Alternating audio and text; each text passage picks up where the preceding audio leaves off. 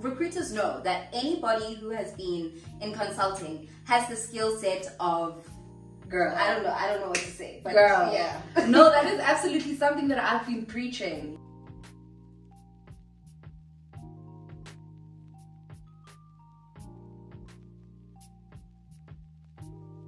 Hey beautiful people, and welcome back to my channel. My name is Yolandi. If you are new here and if you are a returning subscriber, you already know, welcome back.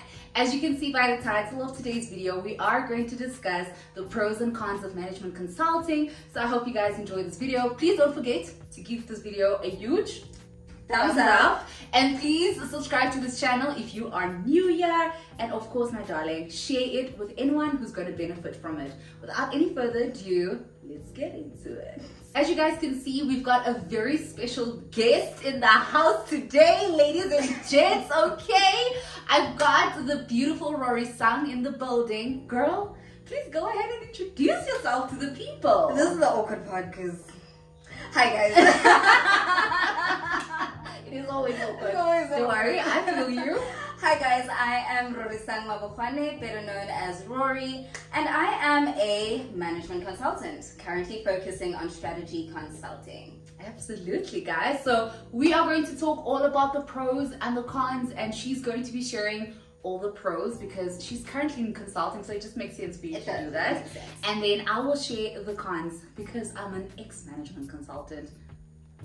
There's lessons to learn, so the cons. Okay guys, let's get into it. As you guys saw, we will be discussing the pros and cons of management consulting. Please don't forget to check out Rory Sang's channel, okay? I'll leave all the details in the comment section down below, and I'll leave the name and the surname on the screen as well so you guys can check her out. So without any further ado, we are going to start with the pros, and I am going to give that honor to Rory Sang.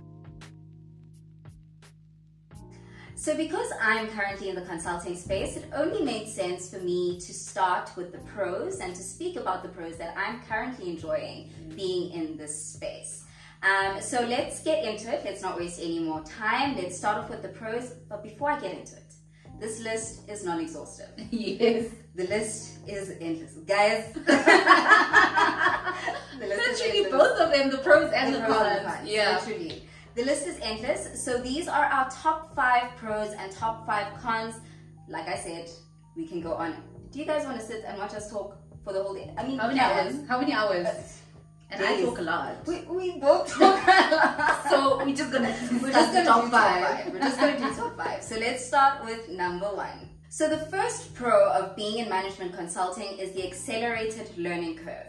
You find yourself being stretched and on your toes 24/7 because of the high-paced environment. You are literally thrown into the deep end 24/7. And as nerve-wracking as it is, it really does help from a learning perspective. You're also surrounded by a lot of brilliant and intelligent people who want to have a conversation with you, who are willing to help, who are willing to answer your questions. So you find yourself learning so much quicker than the ordinary person would. And I agree, you know, when you talk about accelerated learning curve, it also has a lot to do about you as a person. So I think it's also so important to put yourself out there, to make the context and to basically communicate and network with the right people. Agreed. It's in your hands, literally. Absolutely. It's in your hands. But yeah, I agree. Accelerated learning curve, very steep one. Oof. A very steep one. Very steep one. So if you're up for the challenge, come join the party. The second pro is that there is no hierarchy. You guys are going to be very confused at this. Yes, we have different grades in management consulting, but everybody is a person. You can literally speak to a partner like they're your best friend. There is literally no hierarchy. Yes, there are grades, but you are literally you're all human. And I love that because the door is always open regardless of what grade and level you're at. Yeah, and I think that also gives you an opportunity to learn from the very best people that have been in the game for more than 10 years, for 20 years. So that's also just an open door for you to go ask the questions that you want to ask.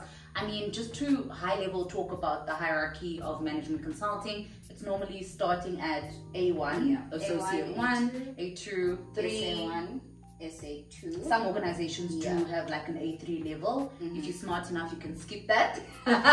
We're skipping that in Jesus' name. Yes, girl, put it out into the universe, okay? And then you get senior consultant and assistant, manager, senior manager, associate, director, and then partner. So partner is your highest level. But listen, I have my partner on WhatsApp, guys. When I say no hierarchy, absolutely no hierarchy. Yeah. So the third pro, which is one that I absolutely love and why I root for management consulting, is the credentials behind being a management consultant. You having management consulting on your CV is such a big plus. It is such a bonus. It puts you 10 steps ahead of the curve because recruiters know that anybody who has been in consulting has the skill set of, girl, I don't know what to say, but girl, yeah. No, that is absolutely something that I've been preaching. You know, I feel like if someone looks at my CV and they see you've been a management consultant, well, I've been a management consultant for 6 years, there's just so much under my sleeve that I have. Right. Also, management consultants get taught to think differently. We're constantly solving problems, so it's a big tick for any organization because what does any business do? They are solving a problem. Problems. Exactly. Yeah. So yeah, absolutely. No, 100%. I just think it's a big plus. So if you can get your foot in the door, definitely take advantage of that. Yes.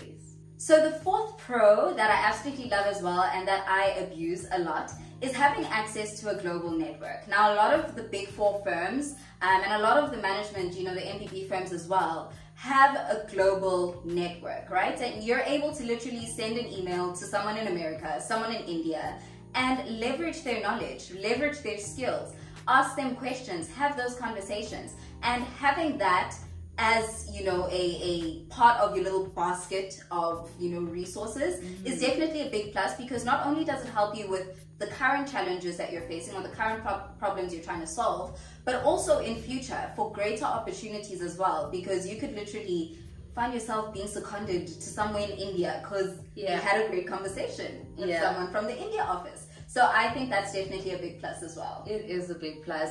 And majority of the times you actually get to do work with people outside as well. For instance, if there's a program or project that has been done in the UK, people often be seconded to South Africa and conduct, you know, that project here. And that's how you learn from people as well, you know, people from different cities, people from with different mindsets. So you guys know that we are a third world country and it's just amazing to learn from other countries who have done things that we haven't done before. Right. Yeah. And I think that also doesn't just help in your like professional capacity, but it also helps build you holistically as an individual in your personal capacity as well, to learn how to, you know, deal with different people from different backgrounds, different languages and all of that stuff. I think that was one shock for me when I first started, because we had an EMEA call and people were speaking in German and I was just like, what's happening? What are you saying? What is happening? Also the working style. The working style is also, it's completely different. I used to work with guys from the UK and I mean, those guys,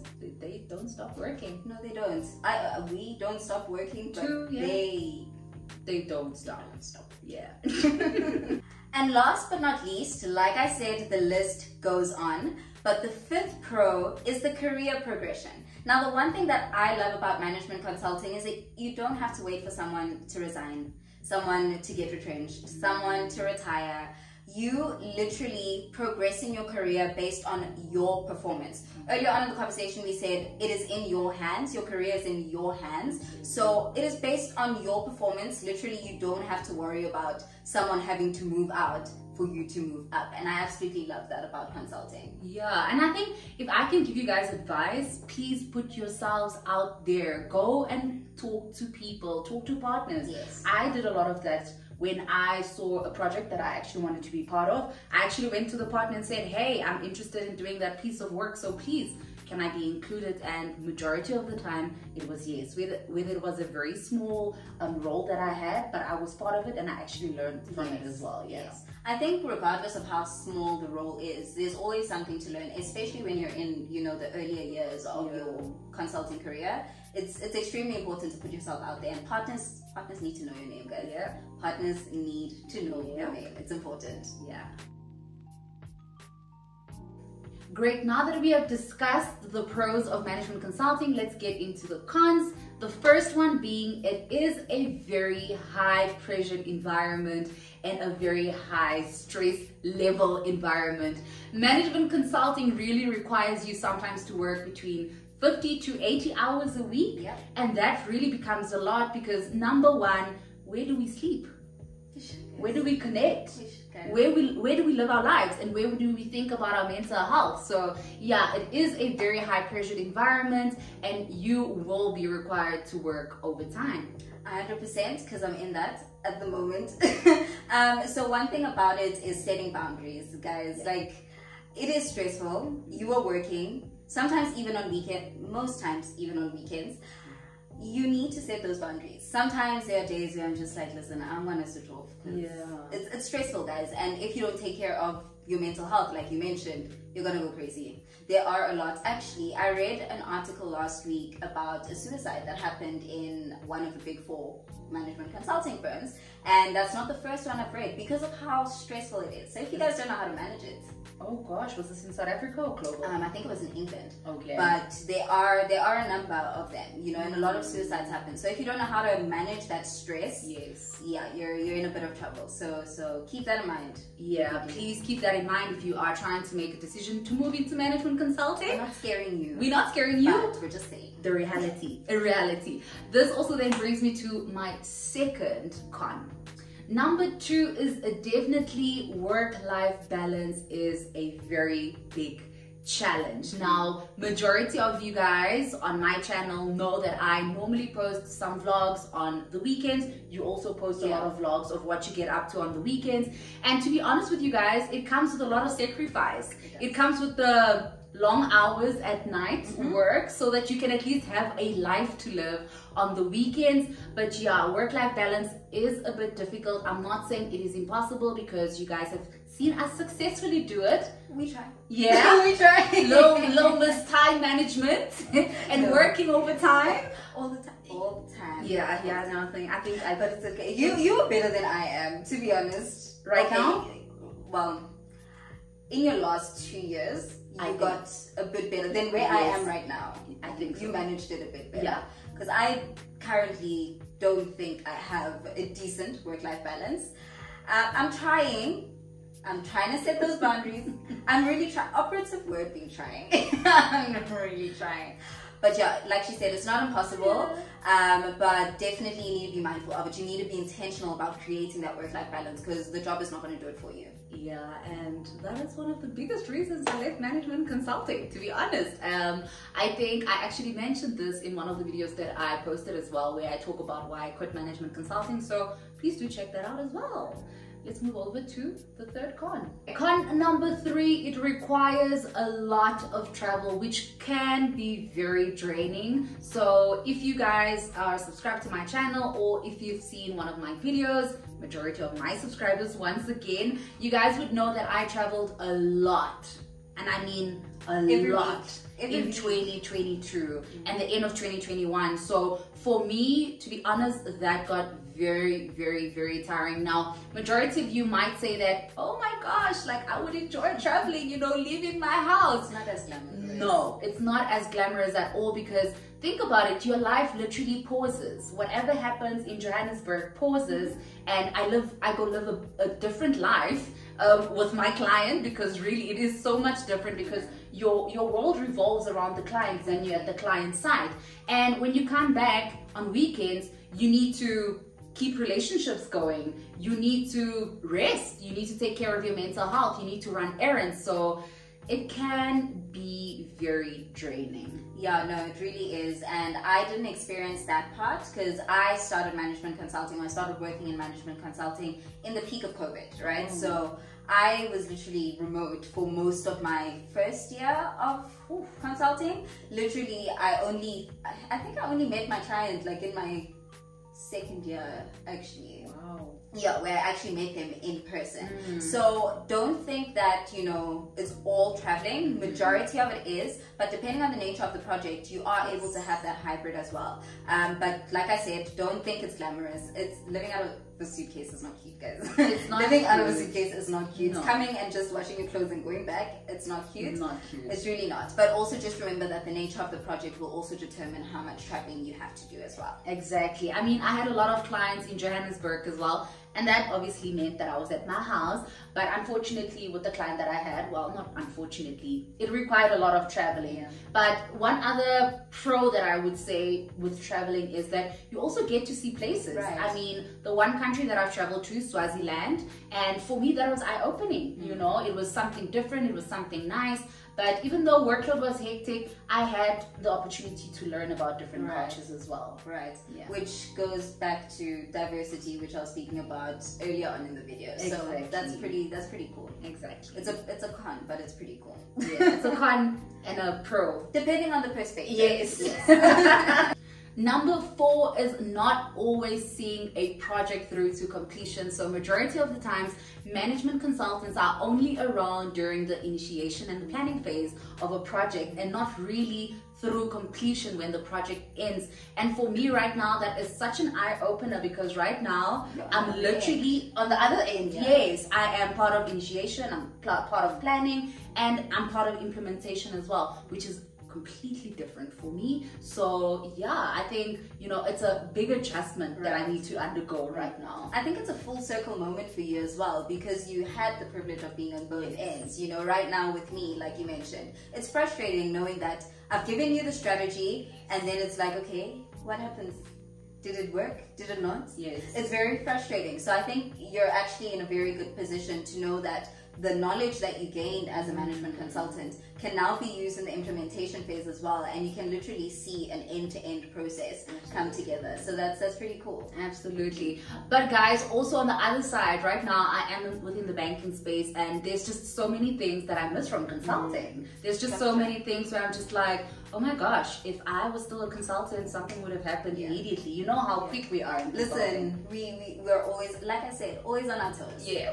It's me saying we the whole time. You are still one of us. Absolutely. You're still one of us. She can't abandon us. The management consulting gods will love that. Number 5 is that you sometimes don't have a choice in terms of what project you get placed on. And guys, I've been in this scenario, in this situation so many times. So in consulting, there is something called being on the bench. And what that basically means is you just completed one project and you are kind of in between going to another project. So basically looking for the next project to join. And in consulting, there is also something called a utilization percentage. Yeah, it's like your KPI basically. You need the utilization percentage of like 75 usually. Up. So basically that means that 75% of your time needs to be billable. So yeah, that's a very important aspect of consulting. And sometimes when your utilization is low, they are going to put you on just very much any project. I mean, I have been on an asset management project where we had to go scan assets for a very long time. But luckily, it's the Swaziland project. Oh, okay. And you got your passport stamped in the process, so it's okay. And I traveled on the company's budget, so that was nice to see it. No, it's okay. Very nice. It's okay. But yeah, I mean, on this point, especially as a junior consultant, you'll definitely experience this a lot. And I think at the end of the day, you're really just trying to climb that ladder. So embrace it. It sucks. But embrace it. As difficult as it is, I think use it as a learning opportunity. I mentioned earlier, no matter how small the role is, use it as a learning opportunity. It's still important. So even if you find yourself on a project that you don't want to be on, embrace it as much as you can and be a sponge. Literally, that is my motto, be a sponge. Even on the projects that you don't want to be on, be a sponge and learn as much as you can. Yeah, absolutely. And I mean, I'm just looking back at, you know, the project that I've been on, the Swaziland project. I met the most amazing people on that project, guys, and I literally said no to a project management project because I was just like, the people on the project management project is not my face. The guys in Swaziland is my face. And up to this day, we are this close, like literally one of them is literally like my brother. So yeah, like take everything in and just always make the best of everything. I agree. It is a wrap, guys. Thank you so much for tuning in. Thank you so much, Rory, for joining me. Thank you for having me. This isn't the last time you're going to see my face. Oh no. Oh no. Oh no. We live too close to each other to not record often. Literally. So thank you so much for tuning in. Please don't forget to give this video a huge thumbs up because that really helps our channel get to the next person. Let me know in the comment section what stood out for you, which pro, which con stood out for you, and also let me know why. And if you guys have any other questions, please drop them in the comment section as well. Please follow us on Instagram. I think that is where real-time updates happen. So we do real-time updates on our days. So please follow us there as well. And yeah, guys, thank you so much. I'll see you guys in the next video.